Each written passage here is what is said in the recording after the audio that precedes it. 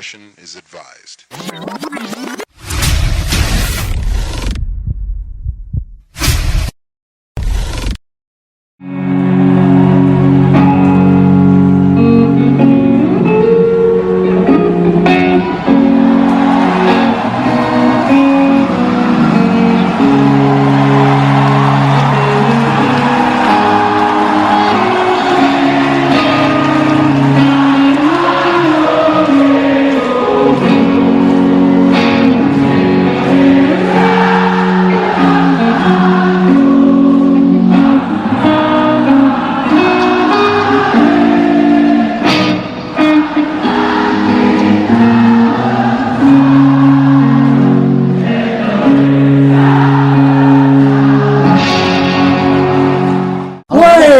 Ketemu lagi di hari Minggu yang panas dan cerah, panas suasana kemerdekaan. Dan sebentar lagi kan ini mau kampanye ya. Wah, ini kampanye panas pisan pasti. Mak di bulan balap karung mah. Wah, geus tadi mah deui mah. Halo brother and sis, kembali lagi di channel Yan Piet Sonson. Jangan lupa like and subscribe-nya biar berkelanjutan notifikasinya ya. Oke, biar siap. ada video-video terbaru. Jadi sekarang kita bicarain apa sih, Mas Broson? Hari ini kita mau ngebicarain temanya sih kemerdekaan.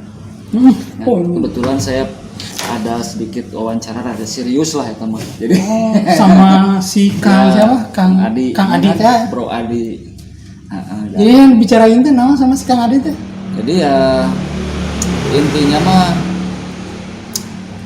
pemaparan tentang idealisme kita bernegara lah. Kalau kita berjiwa seorang nasionalis brother and sis, maka kita pun harus memiliki sebuah keniscayaan untuk berpikir ideal. Jadi si Kang Adi teh bicarain itu gitu semuanya. Berbicara di samping tema-tema kemerdekaan kemarin kan. Nah, gimana ya kalau kita langsung aja saksikan videonya. Apa sih namanya teh?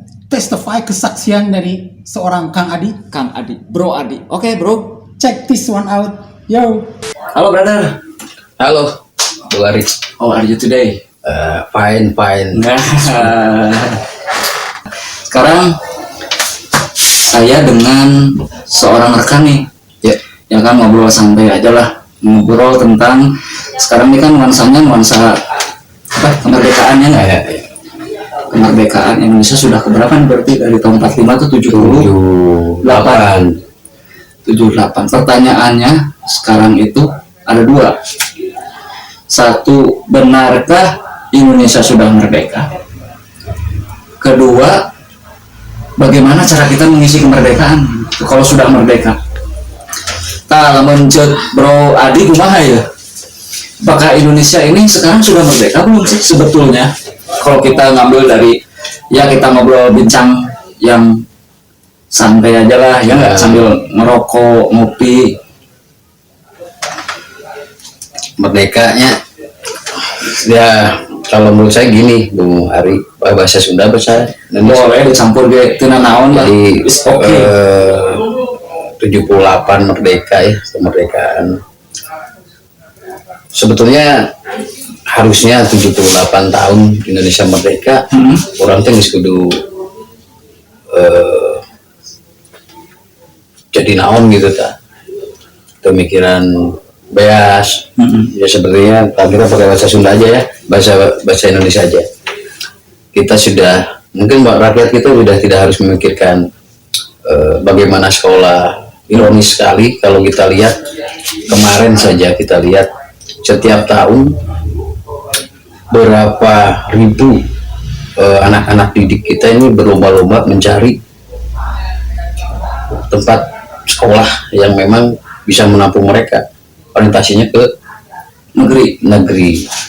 Padahal kan seharusnya kalau negara ini sudah merdeka, misalnya dulu kebijakan pemerintah zaman Soekarno itu jelas bahwa sekolah-sekolah itu didirikan untuk rakyat. Kalau memang sekolah negeri itu ada dan sekolah swasta itu ada, ya dispesifikasikan, maksudnya kalau memang kita konsen terhadap peraturan presiden, undang-undang tentang pendidikan, kita harus berorientasi bahwa sekolah-sekolah negeri itu dikhususkan untuk orang-orang kelas bawah. Ini kan tidak, orientasi teman-teman atau orang tua juga kita berpikir bahwa anak-anaknya itu harus masuk ke sekolah-sekolah yang memang yang notabene di subsidi. Tapi pada kenyataannya mereka itu orang-orang yang mampu, bapaknya pengusaha, kemudian pejabat. Ya contoh di Bandung lah, SMP 5, SMP 3, SMA 1. Itu kan jadi sekolah-sekolah favorit. Sekolah-sekolah favorit. Padahal itu sebenarnya dikhususkan untuk masyarakat atau anak-anak yang memang ada di dalam tatanan subsidi. Nah, kalau mereka merasa mampu, ya carilah sekolah-sekolah yang memang pada kapasitasnya. Tapi kan hakikat kemerdekaan itu bukan itu. Seharusnya anak-anak Indonesia ini punya kesempatan yang sama. Tidak ada kelas di sini, ada miskin, ada kaya, semuanya mendapat kesempatan yang sama. Dan negara sebetulnya harusnya menjamin sesuai dengan Undang-Undang Dasar 45, amanat Pancasila, keadilan sosial bagi seluruh rakyat itu. Indonesia itu kan berarti terjaminnya sandang, pangan, papan, kesehatan, dan pendidikan bagi seluruh rakyat Indonesia. Itu kan indikator kesejahteraan. Iya. Indikatornya itu. Nah, persoalannya kalau kita bicara Indonesia sudah merdeka, ya kita bisa rasakan bersama apakah kita merasakan indikator kesejahteraan itu. Saya kira kan belum. Nah, tapi saya tidak akan bicara tentang apakah kita sudah merdeka atau tidak, tapi ada sebuah perubahan mindset dari zaman Orde Baru ya 65 sampai hari ini mungkin sampai hari ini bahwa budaya bangsa Indonesia ini atau mentalitas bangsa Indonesia ini diciptakan menjadi bangsa yang terjajah. Misalnya Bung Karno pernah mengatakan bahwa di dalam Indonesia merdeka itu kita akan melalui dua fase. Satu, fase nasionalisme atau fase karakter nation building, pembangunan mental kebangsaan atau pembangunan nasionalisme di dalam ruang-ruang masyarakat atau mental-mental individu-individu bangsa. Dan itu harusnya bisa dilakukan, targetnya pada waktu itu sampai 1970. Tapi karena memang ada sebuah gejolak di 65, akhirnya itu tidak tercapai. Harusnya tahun 1970 sampai fase berikutnya itu adalah fase sosialisme, fase bagaimana kita mencapai kesejahteraan itu sendiri. Tapi itu tidak dilakukan. Nah, hari ini kita terjebak kepada apakah kita masih merdeka atau tidak. Padahal sebagai sebuah bangsa, ya seharusnya kita sudah menyatakan kita merdeka. Secara de facto dan yuridis kita sudah harusnya merdeka. Tapi kita harus bicara juga apakah di dalam kemerdekaan itu ada yang sudah kita tuju sebagai cita-cita para pendiri bangsa, yaitu tadi kesejahteraan. Ini yang belum. Nah, kalau kita lihat, ya saya sedikit mengulas apa yang akan terjadi ke depan ya, Bung Sonson. Jadi Sonson, pemilu itu kan seharusnya menjadi sebuah kompetisi. Bagaimana kita mampu mencari pemimpin-pemimpin atau anak-anak bangsa yang berkompeten dalam rangka bagaimana mengisi kemerdekaan itu dalam mencapai kesejahteraan. Tapi kalau kita lihat dari zaman Orde Baru ya sampai hari ini 70 sampai ke berapa kali kita sudah pemilu, ini yang ada hanya bagaimana bangsa kita ini terpecah belah menjadi sebuah pemilu itu hanya menjadi alat politik pertentangan politik, bagaimana mereka di kelompok mereka sendiri saling mengisi sub-sub bidang atau posisi-posisi yang memang mereka ciptakan sendiri demi kepentingan mereka. Tidak ada orientasi bagaimana mereka menciptakan kemakmuran atau kesejahteraan itu sendiri. bahkan kita terjebak sampai hari ini. Budaya pertentangan itu terjadi di elit-elit politik yang berimbas kepada bagaimana pertentangan ini terjadi di bawah. Luar biasa sekali banyak fenomena hari ini. Misalnya kita tahu bahwa 3 calon yang kita sudah tahu, misalnya Prabowo, Ganjar, atau Anies sendiri pun, apakah belum akan meyakini ketika salah satu dari mereka jadi tidak terjadi kekacauan? Misalnya Anies jadi, tentu dari kelompok nasionalis akan terjadi perlawanan. Atau kemudian sebaliknya, Ganjar jadi, kita tahu teman-teman Demokrat, PKS dan lain-lain orientasi politik hari ini hanya bagaimana mereka memenangkan dan membalaskan apa yang mereka dapatkan dari pemerintahan hari ini. Prabowo pun demikian. Kita tahu track record Prabowo seperti apa. Kalau Prabowo jadi, apakah tidak terjadi sebuah kondisi dan situasi yang lebih kacau? Ya maaf, dari 3 calon ini belum ada satupun yang mewakili kepentingan nasional secara global, gitu kan? Nah, lalu seperti apa yang harus kita lakukan? Apakah kita harus terjebak pada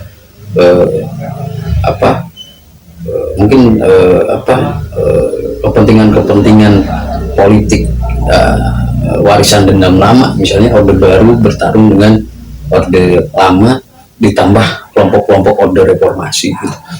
Saya kira kita harus menghilangkan itu. Makanya kami dari P4R P4R ini adalah kelompok-kelompok masyarakat, aktivis-aktivis atau pemikir-pemikir bangsa yang kami kumpulkan dalam rangka selalu mencari jalan keluar apa yang seharusnya kita lakukan sebagai sebuah bangsa. Jadi P4R ini adalah sebuah kepanitiaan yang kami siapkan untuk menyelenggarakan pemerintahan rakyat di depan. Apakah kita mau selamanya terjebak pada kepentingan-kepentingan politik yang pada hakikatnya dibandari oleh kelompok yang sama? Apakah kemudian Bung tidak tahu atau mungkin sudah terbuka sebetulnya dari mana sih kelompok-kelompok politik hari ini diciptakan? Dari mana kelompok, maaf saya akan bicara sedikit terbuka, terserah.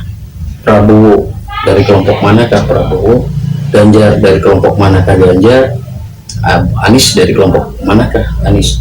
Saya kira ketiga kelompok ini hadir dari satu kepentingan yang sama.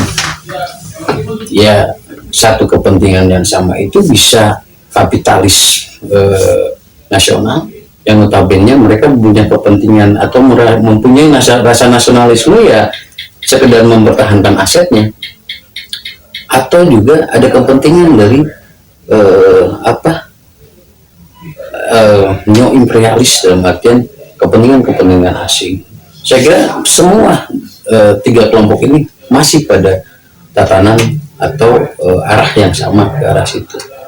Tapi saya yakin juga di dalam hati mereka ini, Prabowo, Anies, Ganjar dan kelompoknya, saya kira mereka sedikit ada keinginan juga untuk bagaimana mereka melepaskan diri dari jebakan-jebakan yang sebetulnya mereka juga tidak mau. Tapi karena memang sistem dari bernegara kita dari 65 ini menjadi terjebak dalam kepentingan kelompok-kelompok itu, ya mereka juga harus mengikuti. Seperti halnya Jokowi. Untuk kebijakan-kebijakan saya salut dengan Jokowi secara pribadi. Tapi apakah pelaksanaannya terjadi? Saya kira tidak. Korupsi terjadi hari ini sampai ke tingkat RT. Ya kan? Dulu zaman Soeharto mungkin korupsi pada tingkatan elit ya. Iya. Soeharto sampai prominnya. Tapi hari ini kita lihat bahwa korupsi sudah mencapai dasar dari pemerintahan terendah tingkat RT. Bagaimana kelurahan menjadi ajang proyek-proyek yang saya kira kita tahu sendiri banyak sekali yang sangat keluar dari konsep yang seharusnya. Bagaimana perilaku penegak hukum, jaksa, polisi dan lain-lain sama-sama terbuka perilaku mereka, ya, gratifikasi dan lain-lain. Bahkan saya kan konsen di agraria nih, Bung Ari.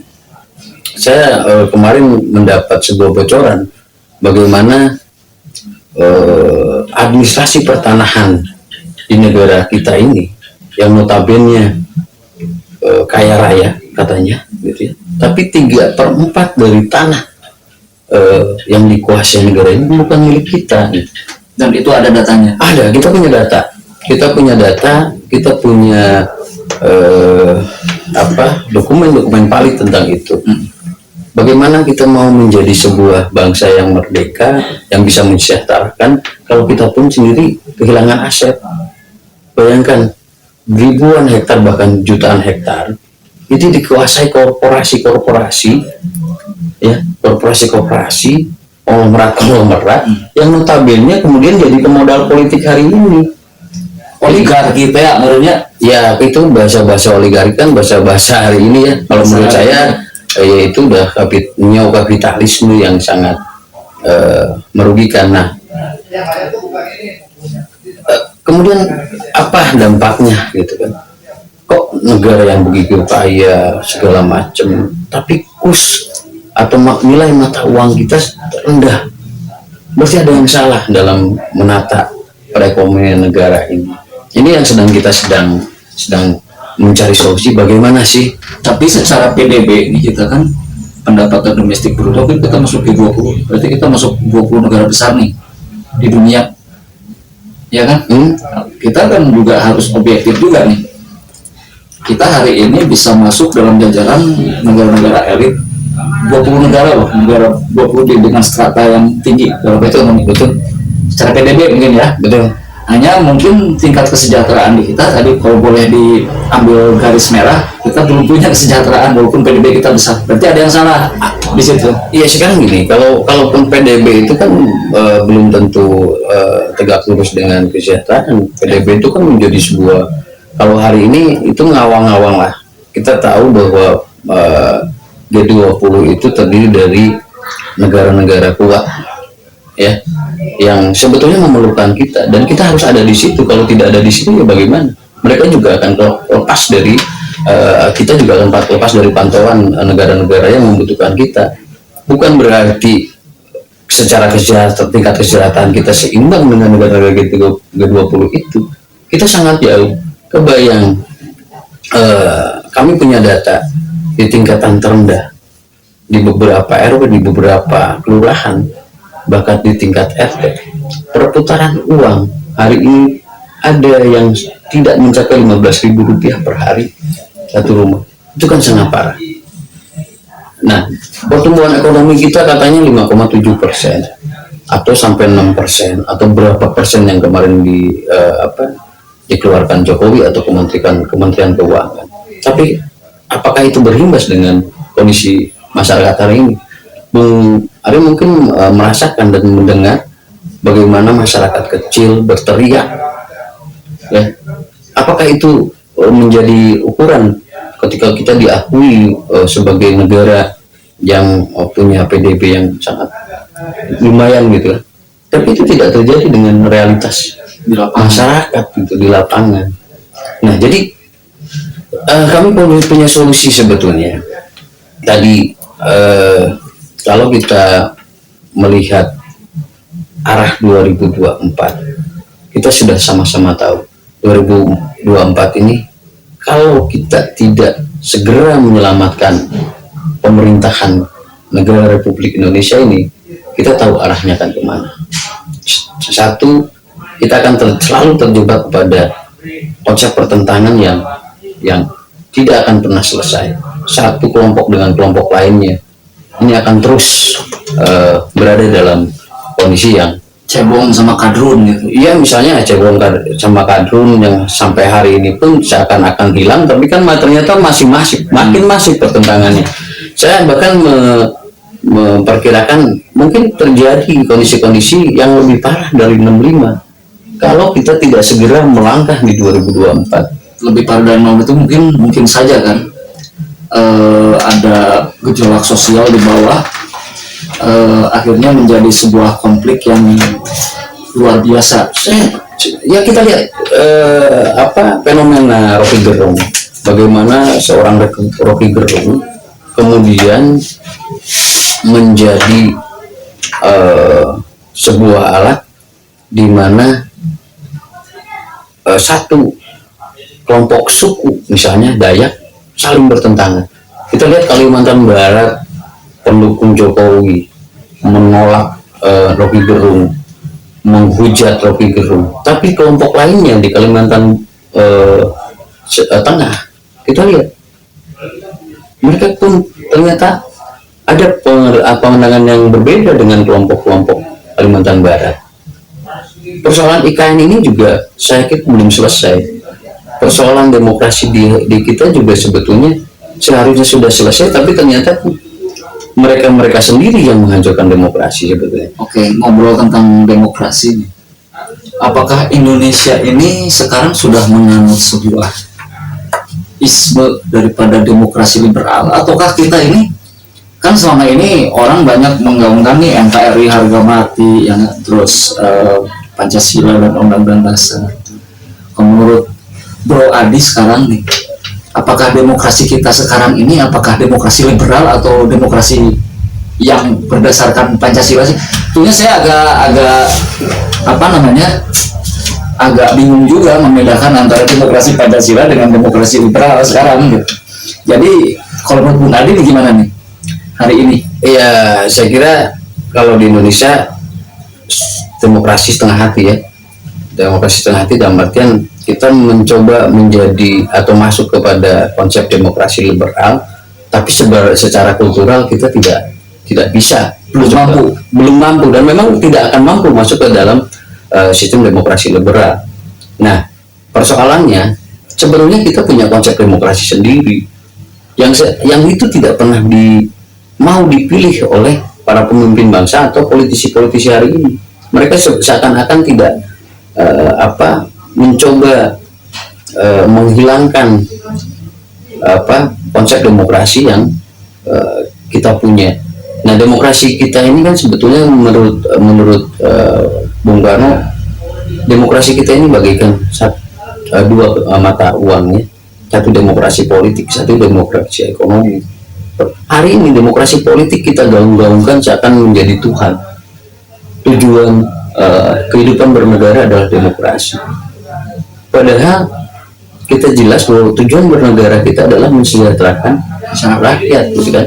Nah, kita lupa bahwa dalam dua sisi mata uang kita ini ada satu demokrasi ekonomi yang kita tidak pernah membahas, atau tidak ada satu kelompok atau pemimpin pun yang membicarakan demokrasi ekonomi.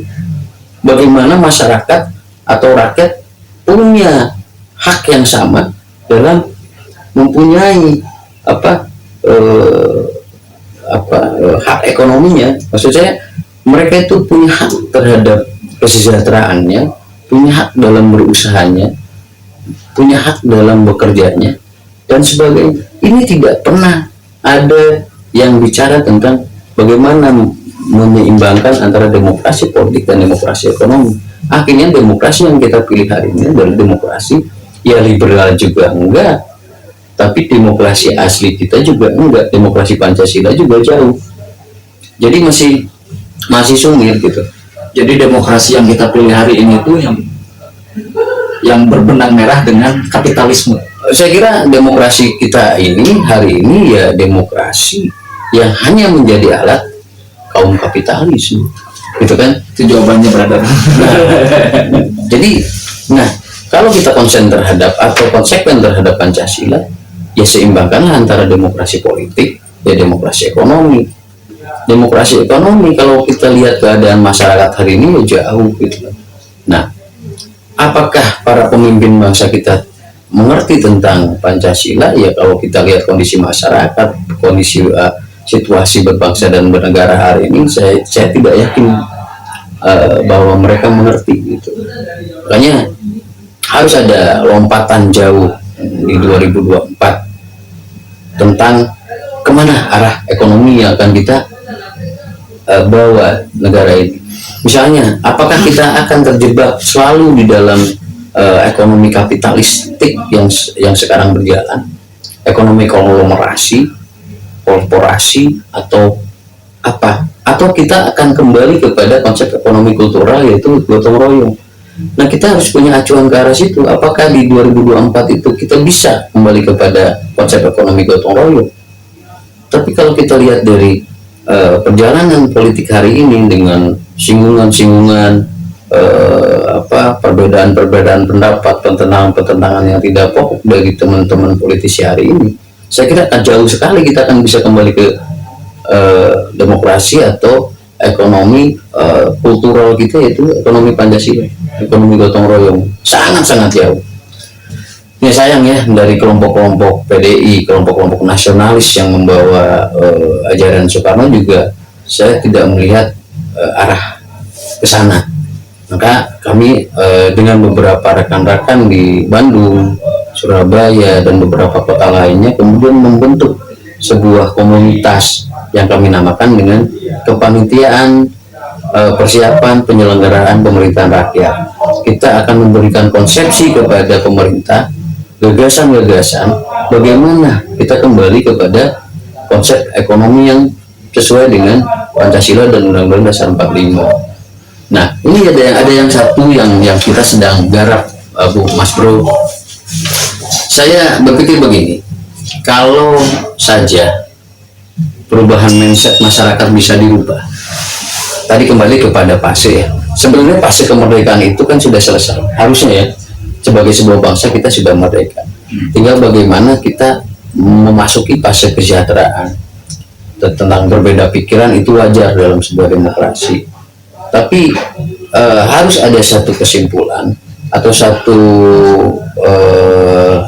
arah yang jelas dari para politisi, para pemangku kebijakan, bahwa kita harus menyelesaikan fase kemerdekaan ini segera. Kita harus masuk kepada fase kesejahteraan.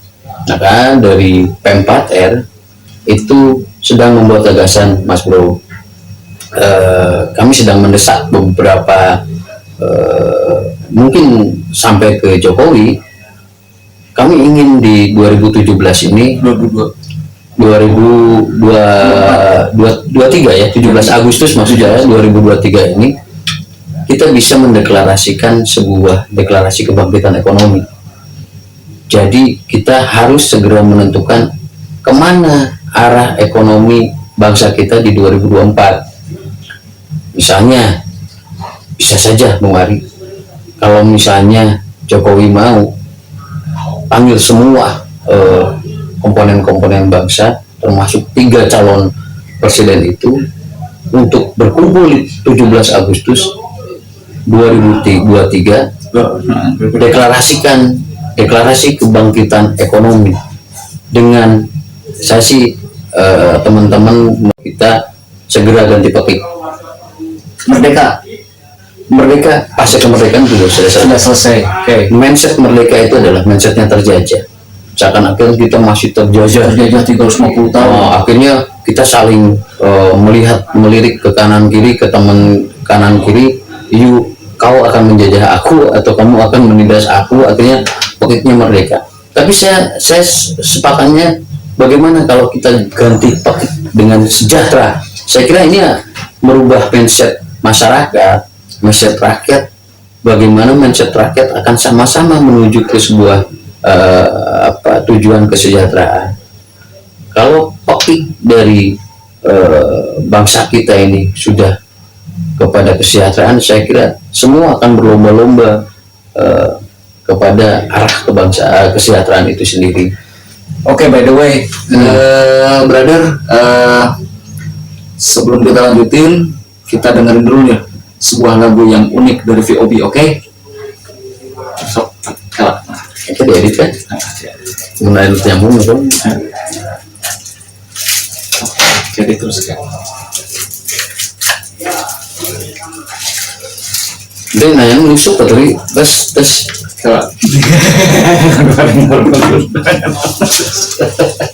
jadi ngomong serangan nih. Jadi kemudian ente menanya solusinya kumaha gitu. Oke brother, tadi udah kita saksiin lagu yang sip lah dari VOB, oke. Nah sekarang kita lanjutin brother. Tadi saya tuh ngeliat bahwa Indonesia hari ini itu penuh dengan keniscayaan bahwa demokrasi di kita ini ambigu ya kan. Dan demokrasi di kita ini tidak mencerminkan sama sekali daripada sebuah demokrasi yang nenek moyang kita dulu banget. Nah, dan kenyataannya memang demokrasi yang lahir hari ini, yang ada di hari ini itu kan membutuhkan ongkos politik yang sangat banyak, sangat besar, dan itu kan tanda tanya buat kita semua, dibiayai oleh siapa? Itu kan, apakah seseorang punya harta yang berlebihan seperti itu, ya kan? Nggak main-main loh, kita bukan Belanda, bukan Belgia, apalagi Luxembourg, gitu kan. Kita kan Indonesia dengan 270 hampir 300 juta, dengan penyebaran penduduk yang sangat luas, wilayah yang sangat luas. Nah masalahnya tadi kan, apakah masih pantas nggak demokrasi ini dilaksanakan yang seperti begini? Ya sebenarnya sudah harus kita hentikan ya demokrasi kapitalistik ini ya, demokrasi yang berlandasan kepada kekuatan modal ya. Sebetulnya kalau orang bilang hari ini oligarki ya, oligarkinya pada kekuatan modal itu sendiri. Jadi kita lihat mungkin di DPR RI hari ini sampai tingkat DPR tingkat kota, isinya di dalam itu bukan para pemikir atau para pejuang yang berpikir tentang apa yang harus mereka lakukan kepada konsep-konsep kesejahteraan masyarakat. Bro mungkin tahu di dalamnya itu ada para pengusaha yang notabene mereka punya kepentingan terhadap proyek-proyek yang mereka sedang mereka jalani gitu. Saya mempunyai data beberapa politisi kita yang luar biasa sekali memiliki luasan tanah. Ya kalau kita konsisten terhadap undang-undang UP atau 60 ya sangat-sangat tidak wajar keadaan itu. Tapi kok dibiarkan? Saya juga punya informasi ya, diduga kenapa itu bisa terjadi. Ya sekarang Mas Bro silakan, saya bisa mempertanggungjawabkannya. Bagaimana Satgas Mafia Tanah ya, satu kasus dari beberapa kasus yang kalau kita bicara soal ekonomi dan lain-lain mungkin dasarnya adalah alat produksi masyarakat dulu, yaitu tanah, kepemilikan tanah. Tapi kita tidak berkutik dengan adanya mafia tanah. Nah ketika kita telusuri Mas Bro, ternyata mafia tanah itu sendiri di dalam badan dan institusi negara itu sendiri, yang di luarnya yaitu calo-calo saja. Tapi pada hakikatnya mafia tanah itu ya oknum dirjen, oknum kakanwil dan lain-lain. Nah ini yang sangat-sangat ironis gitu kan. Bagaimana seseorang atau sekelompok orang bisa dengan begitu saja menyertifikatkan tanah yang pada dasarnya tidak dia punyai hak kepemilikannya, tapi tiba-tiba muncul, ya kan? Di satu sisi masyarakat sendiri malah dikasihkan hak sewa, yang saya kira dasar hukumnya juga hak sewa nggak pernah ada di mana undang-undang yang mengatur tentang rakyatnya harus menyewa kepada negara sendiri. Emang zaman Komsani. Satu sisi, satu ruang lagi ya, banyak pengusaha-pengusaha yang hidup dari pensertifikatan tanah. Tapi anehnya juga ketika terjadi sengketa, BPN sebagai institusi yang mencatat atau yang mengeluarkan sertifikat hak kepemilikan tidak bisa dituntut gitu. Mereka sah-sah saja. Kalau memang tidak terjadi permasalahan ya cukup dipetun, ada kesalahan administrasi tanpa ada sanksi apapun. Nah ini kan juga persoalan bagi kita. Bagaimana sudah terbuka sekali ya di beberapa institusi perilaku gratifikasi, bukan hanya BPN, mungkin semua ya, kementerian-kementerian, kepolisian, ya hampir semua terjadi malfungsi dari fungsi yang sebetulnya mereka tidak berfokus terhadap bagaimana melayani masyarakat, tapi semua berfokus bagaimana melayani diri sendiri dan keluarganya, gitu. Ini yang sangat ironis. Apakah para pemimpin kita tahu? Apakah seorang presiden kita tahu? Jokowi tahu? Saya kira tahu. Tapi sesuai tadi Mas Bro bilang, karena demokrasinya itu adalah demokrasi kapitalis yang dibiayai oleh para korporasi ini, ya tidak bisa apa-apa. Ini yang harus kita lepaskan dari sistem demokrasi kita hari ini. Bagaimana caranya demokrasi kita ini bisa lepas dari kekuatan modal? Ya harusnya demokrasi itu pure dibiayai negara dong, ya kan? Itu satu kompetisi dari semua anak bangsa yang kompeten, yang harus ditaruh di semua lini, yang tugasnya nanti memikirkan bagaimana nasib bangsa, bagaimana nasib kesejahteraan rakyat. Bukan berarti mereka harus membiayai diri sendiri, yang akhirnya seperti ini. Semua berlomba-lomba. Satu anggota DPR RI mungkin punya beberapa ratus kepentingan di situ. Naruh orang di instansi A, naruh orang di kementerian B, naruh orang di perusahaan BUMN. Itu kan ilahar terjadi dan bukan menjadi rahasia umum. Nah, hari ini yang sangat-sangat ironis, akan terjadi sebuah fenomena ketidakpedulian sosial. Misalnya kita tahu bahwa seorang lurah melakukan korupsi, seorang lurah melakukan perilaku gratifikasi, tapi karena memang sudah umum, maka masyarakat akan mengatakan udahlah biasa TST. Ini kan Indonesia Raya. Ini bahaya, Mas Bro. Ini bahaya. Nah, Indonesia juga sudah pada tatanan itu. Sudah budaya dan bahaya, sangat bahaya. Makanya tapi kan kesadaran masyarakat pada ketidakpedulian sosial ini juga sangat menyimpan sebuah ledakan yang hebat. Sampai kapan proses ini?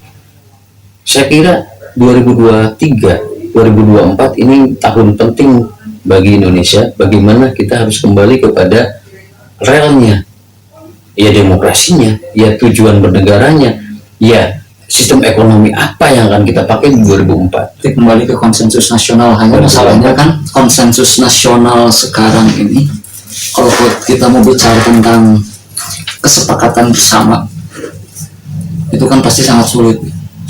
Kita ini sekarang seolah terjadi parsialisasi kelompok agama, ya kan? Kelompok nasionalis. Apakah mungkin tidak? Kalau kita buat konsensus, itu kan semua kelompok itu harus bersatu sebetulnya. Iya, tadi saya bilang Bung Ari, bahwa fase kemerdekaan itu, fase pembangunan nasionalisme itu sebetulnya sudah harus berhenti. Dalam fase kesejahteraan itu tidak ada lagi pertentangan ideologi. Semua akan mengacu kepada perdebatannya akan mengarah kepada bagaimana menciptakan kesejahteraan masyarakat. Itu idealnya begitu. Akhirnya sebetulnya kelompok-kelompok agama, kelompok-kelompok nasionalis, kelompok-kelompok sosialis itu sebetulnya sudah harus bisa melebur. Tidak diperlukan lagi kelompok-kelompok itu. Dalam artian tidak harus menjadi partai politik kelompok-kelompok itu. Ada sebagai wadah ideologis, tapi tidak menjadi partai politik. Yang seharusnya kita lakukan adalah partai-partai politik itu harus diisi oleh kepentingan-kepentingan profesi. Misalnya partai tani, partai buruh, ya, partai profesi apapun gitu, yang memang kemudian akan tercipta sebuah orientasi bagaimana menciptakan kesejahteraan dari masing-masing kepentingan profesi tersebut. Gitu. Oke, itu idealnya. Idealnya seperti itu, tapi ya kembali karena sepertinya belum selesai pertentangan ideologis kita ya, agama, nasionalis maupun sosialis. Kita terus digoreng dengan dendam-dendam lama, bagaimana kelompok agama tersakiti oleh kelompok komunis, kelompok komunis juga tidak jelas apakah memang melakukan kudeta, kelompok nasionalis pun nggak jelas ada di mana. Mereka menjadi kelompok yang tidak punya taring, ya, kelompok yang seakan-akan netral, padahal juga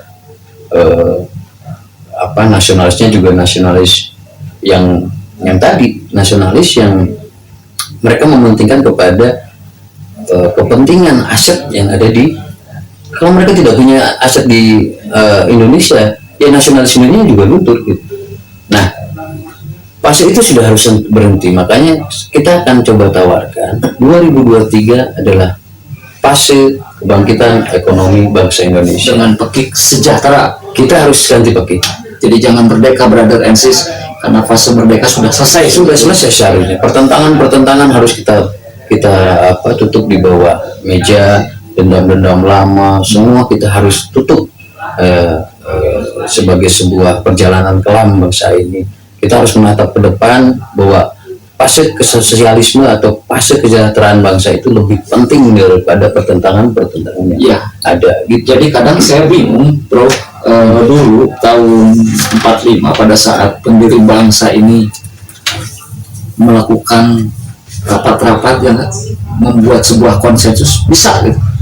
Ya kan, di situ ada kelompok agama, ada kelompok nasionalis, bahkan kiri, ya kan. Nah sekarang kita sudah merdeka, bro, tapi untuk membuat sebuah konsensus saja kok tidak seperti pada saat founding fathers kita itu membuat konsensus saat itu.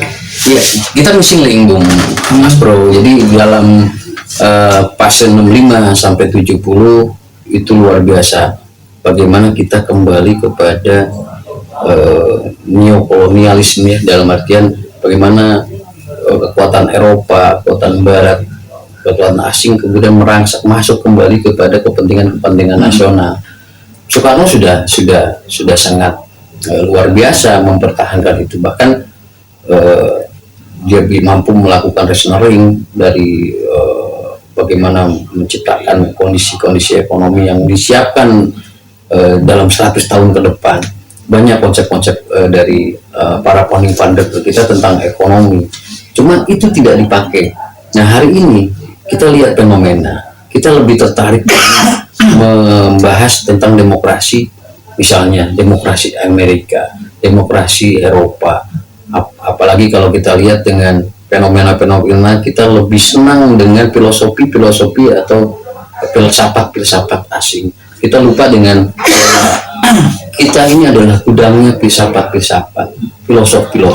Ada Ronggo Wasito, Joyoboyo, ya, ada Sunan Kalijogo, banyak luar biasa filsafat kita, termasuk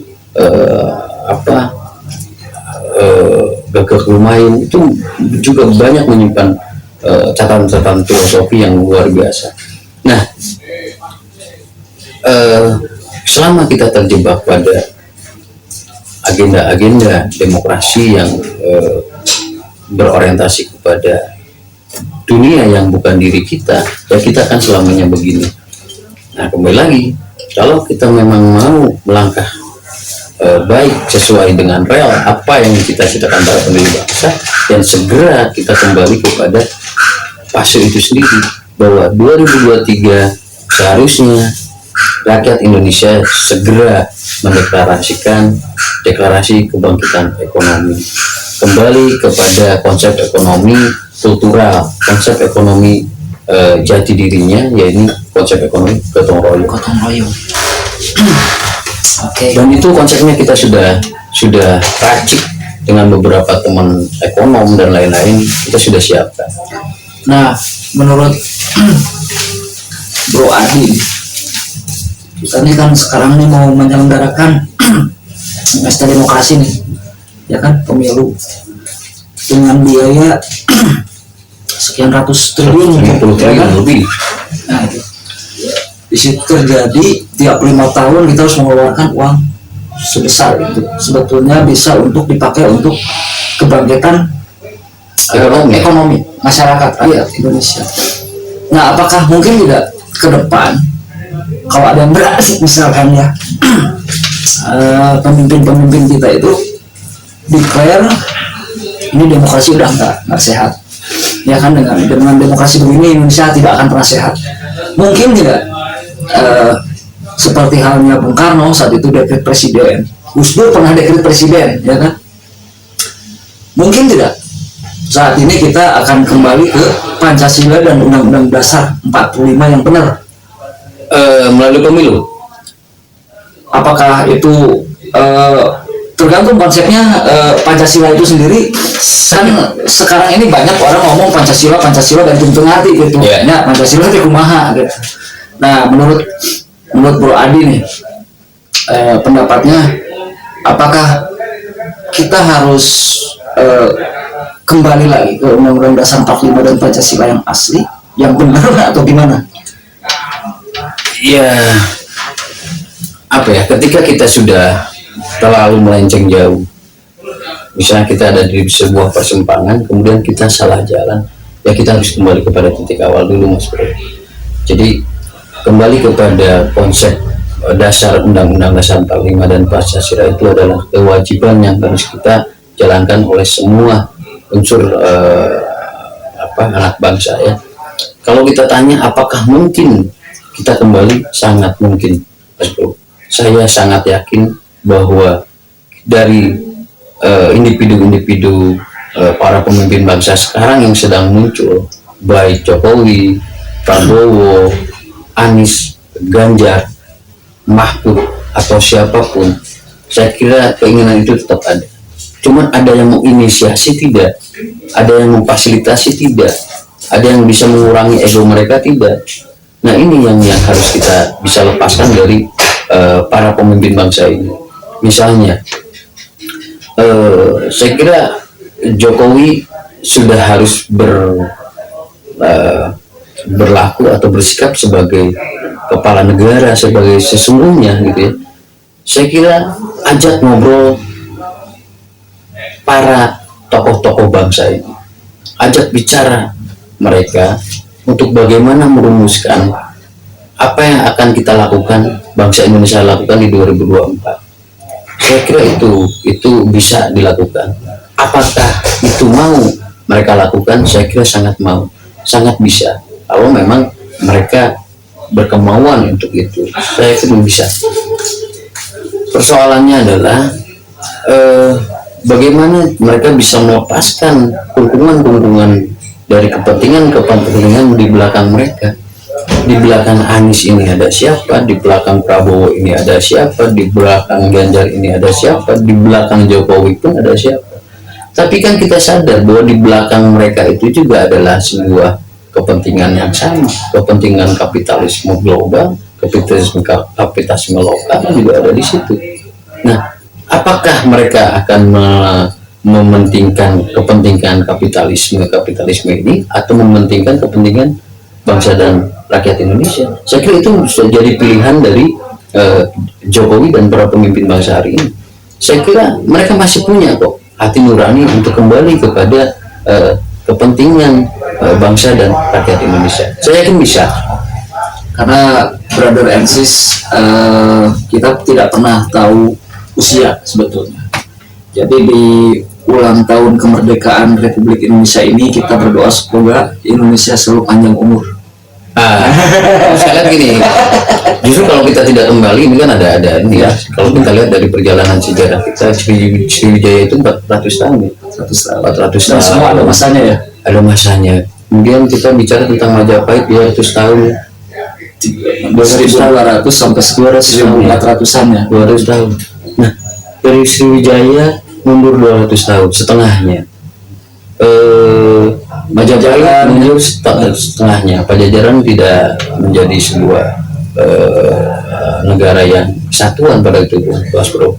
Nah, apakah negara kesatuan Republik Indonesia juga setengah dari umurnya Majapahit? 100 tahun atau mungkin kurang? Nah, kalau kita lihat riak-riaknya, ya mungkin tidak sampai. Kalau kita mau melihat sejarah, tapi apakah itu bisa kita lepaskan kutukan sejarah itu? Ya mari kita lepaskan sama-sama. Saya kira bangsa Indonesia akan ada selama-lamanya kalau di 2023 ini para pemimpin bangsa bisa kembali kepada konsep atau rel Pancasila dan Undang-Undang Dasar yang sebenarnya. Nah, kalau tidak, ya fase Sriwijaya, Majapahit, ya mungkin akan terjadi pada negara kesatuan Republik Indonesia. Oke, ini menarik nih.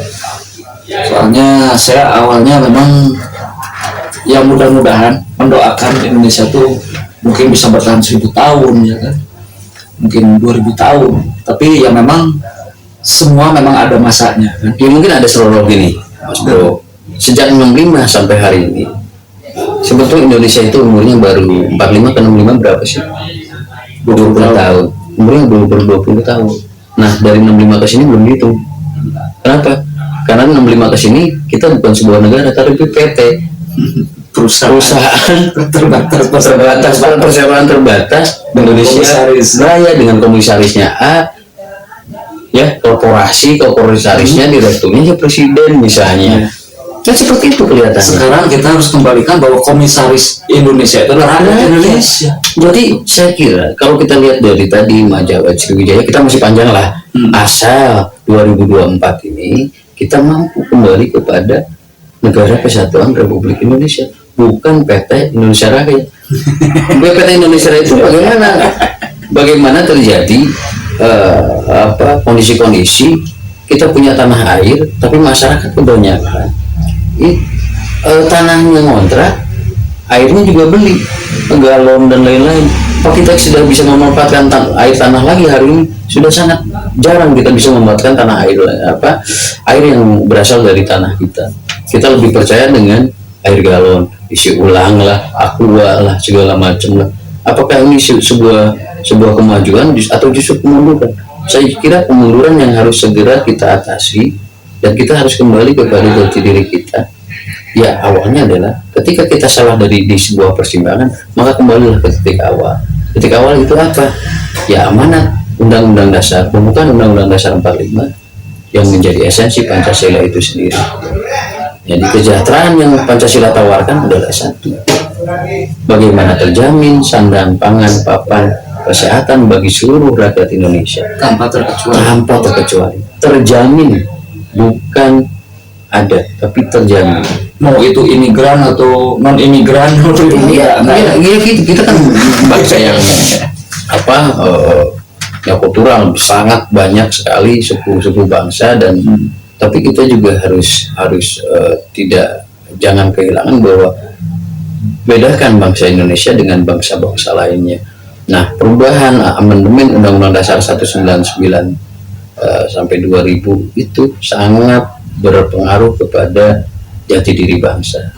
Salah satu agenda dari P4R juga bagaimana kita akan mengembalikan fungsi DPA yang dimatikan dan ditiadakan justru.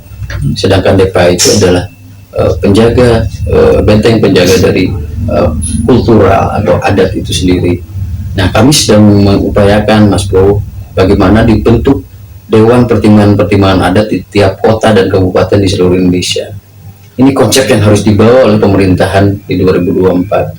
Kemudian sebagai pelaksanaan demokrasi ekonomi, bangunlah BUMR, Badan Usaha Milik Rakyat, sebagai konsep dari kemandirian masyarakat yang berdikari di setiap kecamatan yang ada di Parabut saya kira enggak. Soalnya di RPL lumayan enak itu di Parabut biasanya. Enggak, jadi gini, justru kan bagaimana potensi terkecil dari masyarakat ini mampu ditimbulkan atau dimunculkan oleh masyarakat itu sendiri.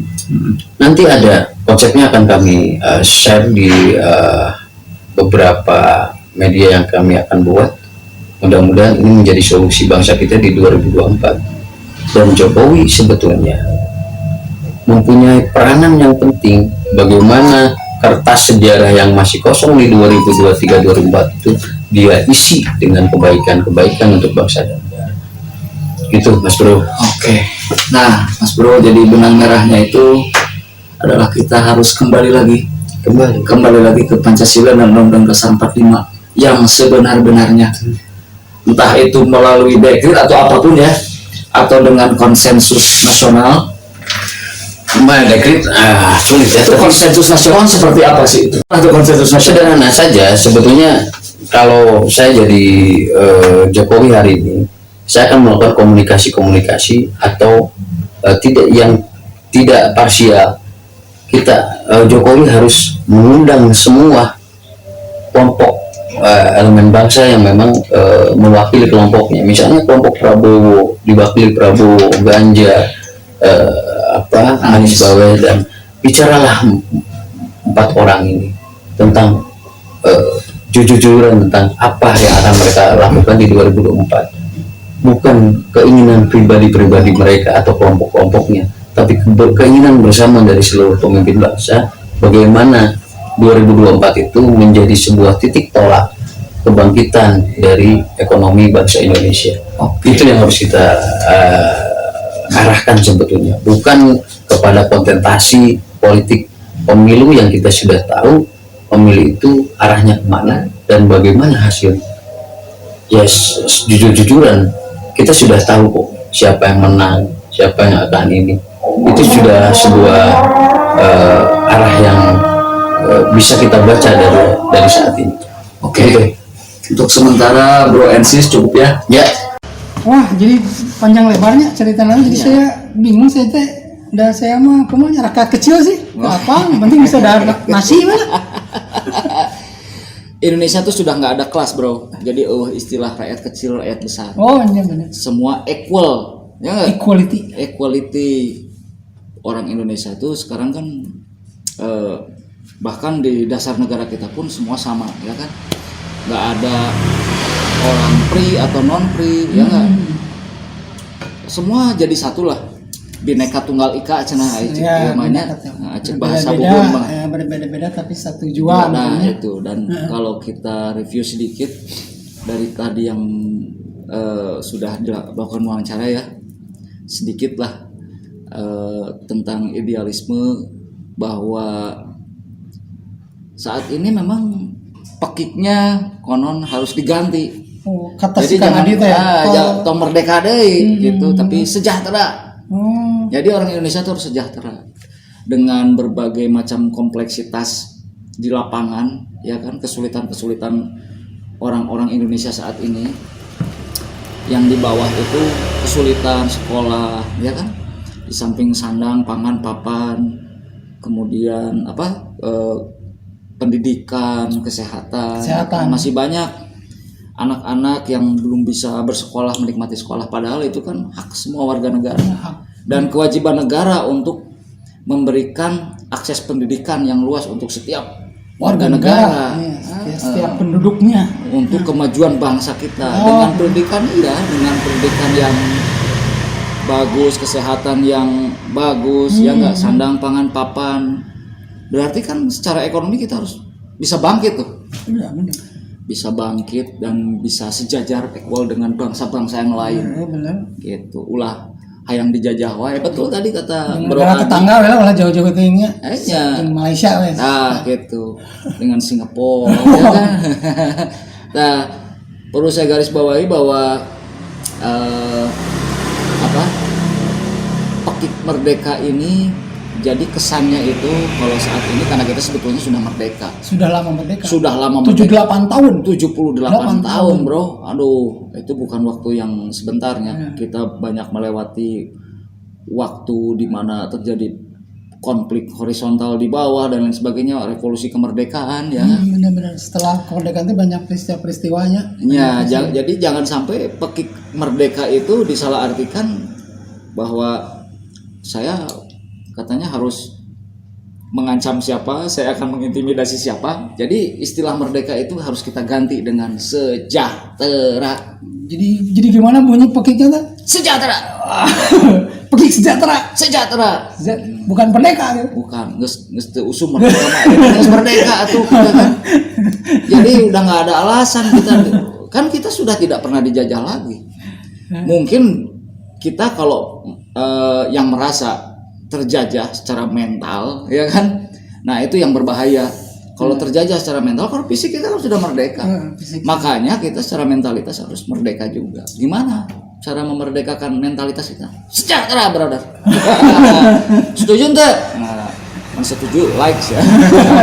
Setuju nggak pemirsa? Setuju atuh. Aku.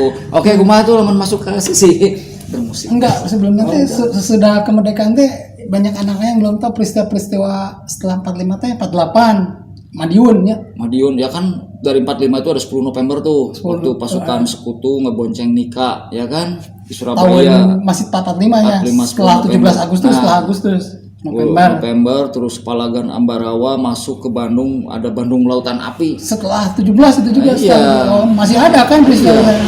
Sampai agresi Sejarah ini ya. militer Belanda 1, ada perjanjian Renville, Rumroyen, kemudian agresi Belanda 2, penyerangan terhadap Bandara Maguwo Harjo di Yogyakarta. Itu kan Tahun itu tahun 1949. Oh iya. Dan 48 Madiun dulu dah. PKI Madiun peristiwa. Ya, ada peristiwa horizontal oh iya benar ya. Madiun PKI ya kan. 49 baru agresi militer 2. per 8 juga di agresi militer kedua. Terus ada peristiwa DITI juga ya kan. Nah, pada saat pasukan Siliwangi hijrah dari Jawa Barat ke Jogja, nah disitu kan terjadi kekosongan tuh. Mereka ambil alih ya kan. Benar. Nah, itu banyak sekali liku-liku. Sampai tahun 1950 baru aman gitu ya. Baru rada-rada aman lah Rada gitunya aman. kan, karena di situ juga ada pemberontakan PRRI Permesta, DITI juga masih ya kan, RMS. Puncaknya mungkin 65 itu yang G30S gitu ya. G30S. Jadi kita ini sudah bangsa yang cukup banyak menikmati ya, mana boleh disebut menikmati mah, menikmati suka duka ya enggak. Dan kita berharap bahwa Indonesia menjadi bangsa yang kuat itu ke depan. Pilah ku Amerika ge bakal perang saudara tidak berkesudahan ya enggak. Spanyol lama gitu Spanyol pernah, Jerman juga kan ya kan. Jadi kita jangan pernah kalah. Betul Kuatkan mental ya kan. Ya, masuklah kita langsung ke Oke, daripada panjang lebar. lagu dulu. Lagu Testify VOB cover Rage Against the Machine. Itu waktu show di mana? Chicago nya baru. Chicago, iya di Chicago. Oke, brother. Yo. Saksikan dulu ya. Yuk.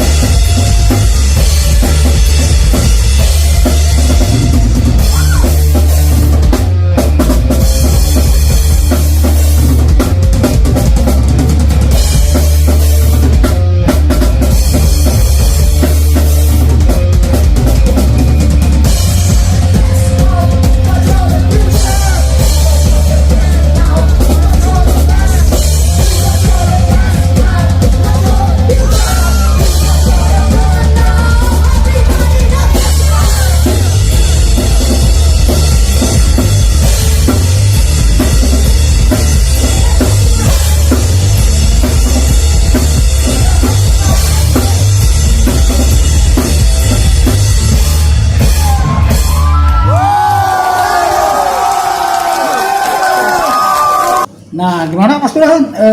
Itu kan Testify itu aslinya teh lagunya teh liriknya itu tentang agresi militer pasukan Amerika tahun 92 ke 91 ke Baghdad. Bagdadnya. Nah, kalau nya lama disebutkan dikorelasikan dia mah nya kan. Kan itu masih Nya belum merdeka berarti Nah. kalau bagi mereka mungkin diserang oleh nah militer. gitu. Itu artinya orang Irak ya berpikirnya ini kan invasi, ya kan agresi militer sama seperti Indonesia setelah merdeka diagresi militer ke Belanda. Gitu ku disebutnya bola teh anjing nikah. Brother Van Mook. But apapun lah ya. Yang penting sekarang kita sudah merdeka. Podcast kita apa konten ya kan Konten bebas, bebas, ya. ajan bebas, ya enggak? Apapun bebas. Mencari penghidupan bebas. Jadi mafia ge loh jadi bebas. Sorry brother. Tapi kita doakan aja yang tergelincir ke jalan yang salah akan mendapatkan pintu rahmat dari Tuhan yang Maha Kuasa. Oke enggak? Kita perlu dong mendoakan seluruh umat manusia ya kan? Betul Mas Burhan. Tidak hanya sebangsa dan setanah air, seluruh dunia lah usah didoakan supaya aman, dunia ini ya. aman. Sekaligus kita mendoakan supaya si Mas ya, si Widi sama si Siti mengukir sejarah di Amerika. Pertama kali orang Indonesia band, ya kan? Menjajah Amerika Serikat, diagresi ke Amerika Serikat dengan Indonesia. Setelah Tillman Brothers, Setelah Tillman Brothers-nya, Burger Kill, sekarang POB. POB, mantap. Oke, Mencok orang Sunda mah benar. Rungkatkeun Amerika. bungkatkeun Amerika, bangkrutkeun ya.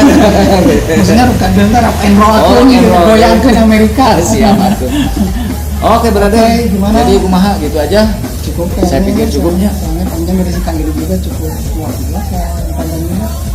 Oke. Saya simak dulu. Kalau begitu jangan lupa Like and subscribe dan tunggu video-video kami Selanjutnya. Oke, brother. Yo.